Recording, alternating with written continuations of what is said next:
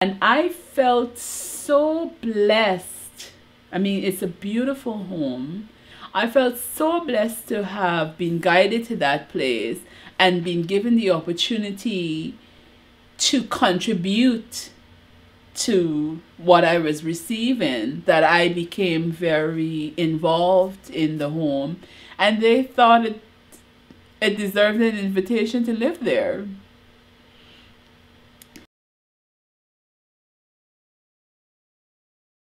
And as I was looking for resources, I remember seeing this resource. They had a program called Bridges for Women that was supposed to be for women who have experienced abuse, and they were going to help you. I went to find out about that, and they couldn't help me because I didn't have permanent housing and I didn't have income because I wasn't even taking social assistance, right? So I let that go. You know, I was just going around the city trying to find resources and finding my way to survive. I discovered Anawim House. And without those things, you couldn't even get a job. No, I couldn't. Yeah, I really couldn't. And at that time, not only I couldn't, at that time I knew emotionally I wasn't ready for work. And I was afraid that if I put myself out there, I would find myself in a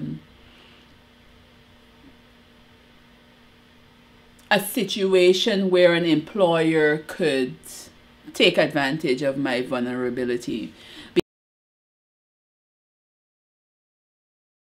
Because just before I had left Toronto, no, actually that wasn't it. That was after. But I felt that way. I kind of felt that way because I've heard stories about people, you know, well, practically slaving for nothing because of their... What do you think were the things that made you most vulnerable going back to Guyana and not being able to...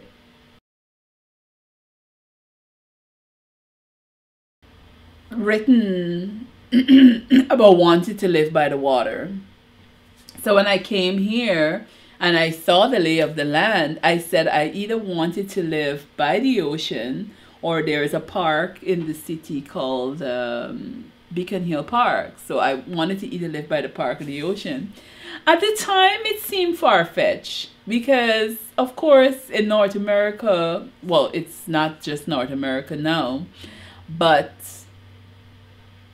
those are prime spots and you have to pay for the privilege to be there. So it was kind of a big expectation for me under the circumstances, but that was my desire.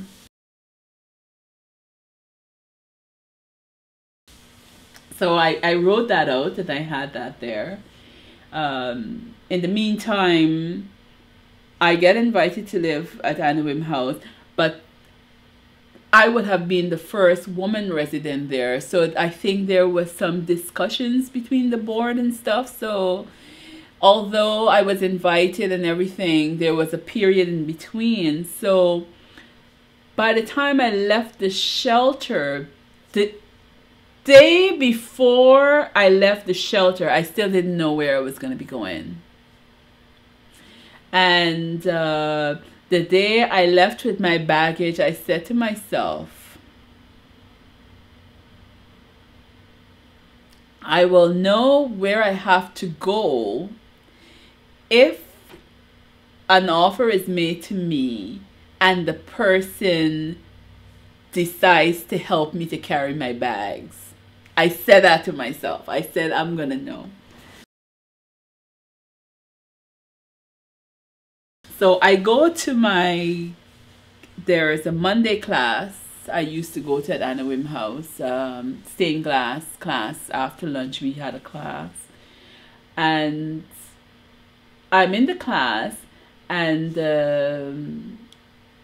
First Nations young woman, one of the women there, she says to me, so when do you have to leave the shelter? She says to me, and I go, well, I actually had to leave today.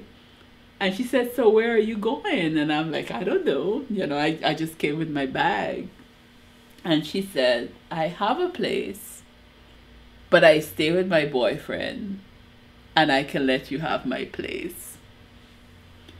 But I was at her place for 3 months. And one night she had to come back because her and her boyfriend had fought, and so then she came home to her space, and of course she had to sleep in her own bed, and that was one uncomfortable night. But other than that, I had the space to myself. And by then I'd learned all about the food banks and all this kind of stuff. So when I wasn't eating at Anna Wim House, I had enough to take care of myself. So it kind of felt good. It was like, I had I had my privacy.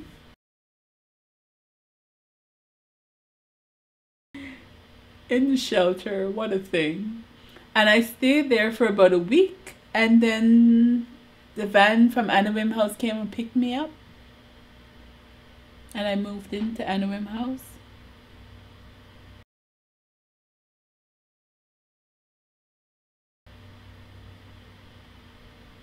I remember the day that I got back to the shelter, somebody donated a bunch of pineapples and some other fruit, and it was like Shangri-La. It was like, yeah.